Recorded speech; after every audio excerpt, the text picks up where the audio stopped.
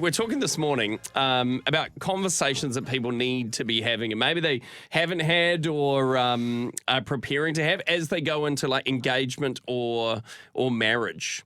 Because you talk to a lot of people in your therapy work, working with people. What do people need to be talking about before going into this? So many things. It's actually a real passion of mine, this space, and I wish that we ran seminars and did public speaking on what kinds of things to talk about prior to commitment. So people have varying levels of commitment. So some people obviously move in together, some people get engaged, some people get married, but before all of that, I wish there were more conversations. So my top five. They also all start with C, which is really weird. So children, cash, like how are we handling money, conflict, how do we argue, closeness, and that's usually about intimacy, and chores. How do we manage the household? And then kind of a broader one is the course of your life. Like how do you picture it in 30 years? So what does that make each person's vision? Oh, that's good. Children was a big one for us when Kat, my wife, and I got married. Actually, to the point where, because I just started, getting into my radio gig, and from a selfish perspective, it was all about me, and I was thinking my career first. Whereas my wife, at the time, well, she wasn't my wife then, but she was interested, she wanted, okay, I want family and all this. So I keep pushing that to the side, eventually to the point where we split up for a time. And, oh, wow. But the cool thing was that we continue the conversation. Yeah. As you said, it's all about the conversation and where you're at in your relationship, about the conversation. You got to keep coming back. And yeah, there were times where it got really, really deep and emotional, tears. And, like all women, she won in the end. Oh, don't be going down that road, mate. No, but it got to the point where I understood where I needed to be in my life. Yeah. I needed to be right first. And once I got rid of the selfish bit about me, I thought, man, this is a beautiful part of where I need to step in. But I can't stress enough what you said there, Joe. It's about the conversation and ongoing conversations. Yeah, absolutely. And a piece there is actually that we all change. Yeah. So you kind of have to be up for the change as well. You can't go in expecting the person to be the same for the rest of your marriage or the rest of your lives. And how are you going to manage change?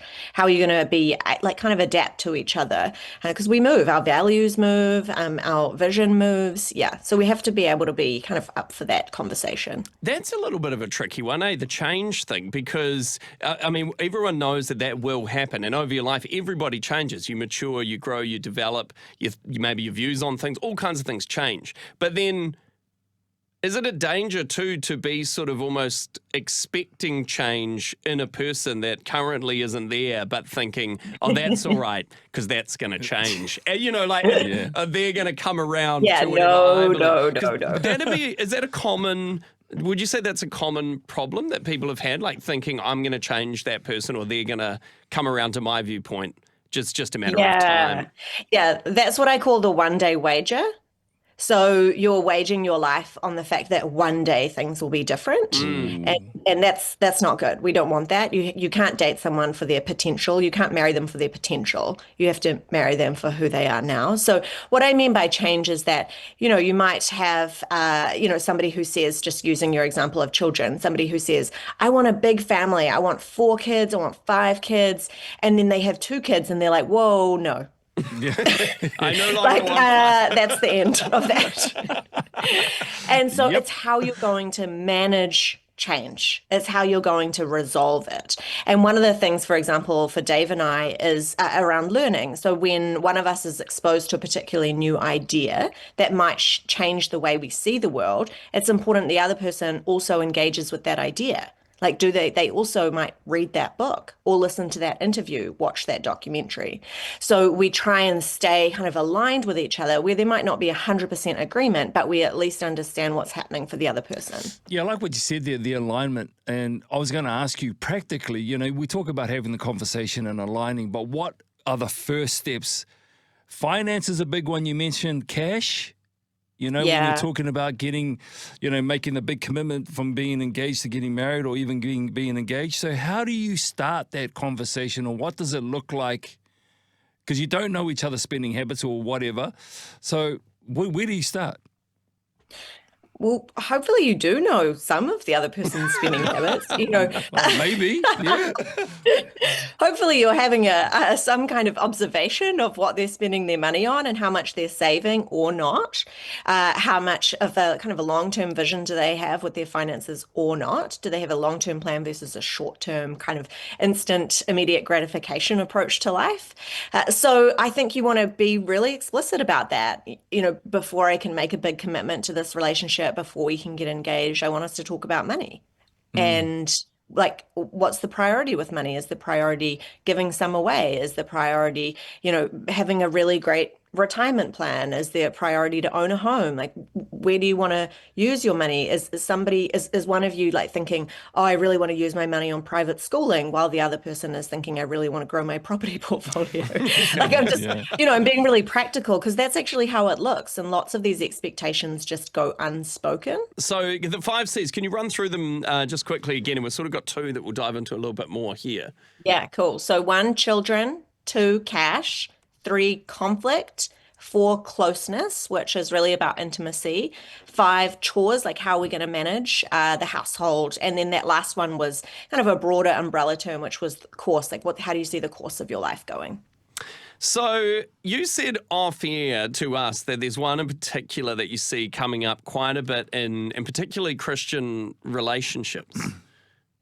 Bringing in the off-air chats to the on-air chats. No, but this is good, right? I mean, it's just reality. This is, and your work, this is what you see with people, right? So what is that, and what do we need to be watching out for and really thinking about more and talking about?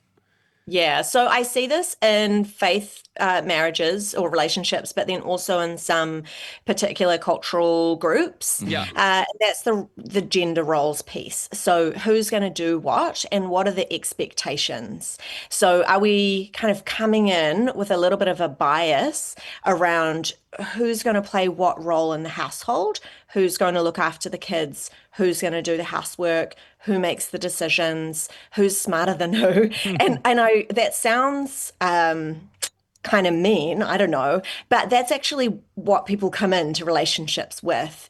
And often they're not even aware that they have that position. So I have a lot of people, for example, who would say, I totally believe in equality, and I really want to support, let's say it's the wife, I really want to support her to live out her ambitions. But actually, when it comes down to it, they're not willing to compromise. So they're not willing to work part-time. They're not willing to do more of the childcare or the household domestic labor. And it's really about them. So it's just words without action. Sure. These are hard things for people to really address within themselves, right? And I'm talking about myself here as a male, and you're everything in your life that's led you to the point where you are, to try and maybe rewire or retell a story or a narrative that you've kind of learned or picked up through society, whatever. All these like unconscious or subconscious biases and things, they're quite hard to like reflect on and maybe even admit to yourself that you're like, oh, wow, maybe this has been kind of unfair without you even realizing. Yeah, absolutely. I had a relationship prior to Dave, and I was like one of those quite intense, young adults. And I don't know if this would be surprising to anyone, but I was quite full on. And I asked the question, I said, hey, what do you expect? Do you kind of expect me to be at home with the kids, or do you want, expect us both to have a career or whatever? And he basically said, I expect you to be at home. And he didn't say that in a mean way, but I appreciated the honesty. And I said, is that up for negotiation? Is there wiggle? Yeah. And basically, no, that's kind of the way that he wanted it to look. And so then that was an instant out for me. And then when I was with Dave, I remember asking him the same question, and his response was, I don't know, I've never thought about it. And I said, well, this is make or break, I'm out if I'm a very ambitious person, and I've got to be out of this relationship if I'm going to achieve are the things. I didn't know he'd already like got the engagement ring, was about to propose. But hey, perfect time to at least be having these conversations before you Yes. take that step, because these are so important, like foundational things in a relationship. You know, most people think it's about, do you get on with this person? Do you love them? Do you like them? You're like, well, that is true and all necessary. But these bigger core issues are going to become your stumbling points. And there's I love what you said there about self-awareness as well, because, culturally, when that happens, when you bring culture into a relationship, that flips it up on its head as well. And if you're not aware and not having those conversations, then they can get all out of hand. My final one for you, Joe, is some encouragement for those who are in relationships, who are thinking about getting engaged. These conversations need to be ongoing, and you're not going to get it perfect straight away. Yeah, absolutely. I would say you're doing an annual refresh, and we do something called a 360, which is looking at all the different areas of our lives and our relationship, and what are the pieces that are going well, what are the pieces that aren't. And you can find yourself in patterns really easily, and you need to break them, and you have to have conversations in order to do that.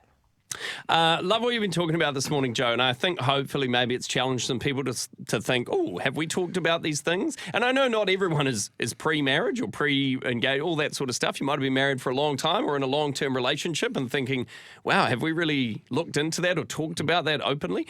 Any tips for people on the environment they should try to bring this up, or just about where or how to have this conversation? Like, I mean, obviously, In front of other people would be ideal. but At a busy cafe. yeah, something, I'm like, just a way that is, I don't know, more inviting, or it's possible to have this space. Any advice on that or tips for people?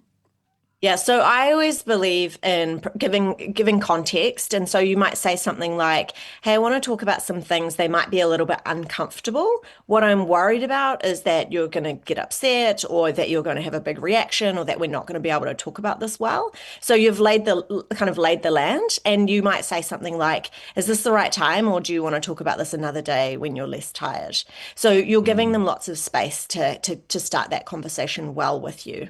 Oh, there's lots of things I need to tell my wife that she needs to have a look Get at. out. So thank you, Joe, for that. Get out. You're welcome. She's saying, turn that guy's microphone off, and I will. Joe, it's been great having you on again, and we'll look forward to seeing you next time. Awesome. Thanks, Joe.